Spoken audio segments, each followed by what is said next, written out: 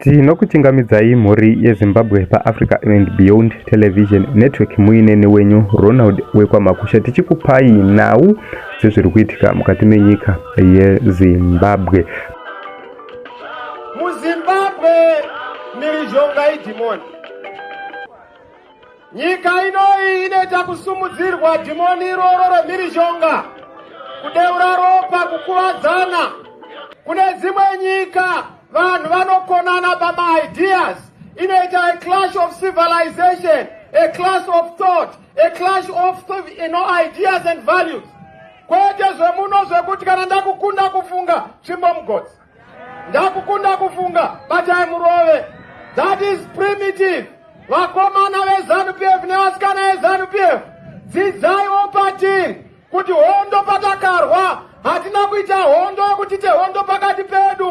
Hondo yanga iriyo kurwa nemuchena, kwete kuti hondo urwe nemwana wamai vako, kana kurwa nemukoma wako, kana kupisira vanhu musha, kana kukanganisa vanhu. Ada pake ngade pake. Iwe ukada ZANU-PF wada pako pakaora. Ini ndikada iole ndada pangu pane uchi. Munhu nemunhu ngaine pake. Sarura wako kadea daya ane ndoro chena. Wasarura munangagwa, wasarura nhamo, wasarura Chamisa, wasarura Rugare, wasarura Mufaro.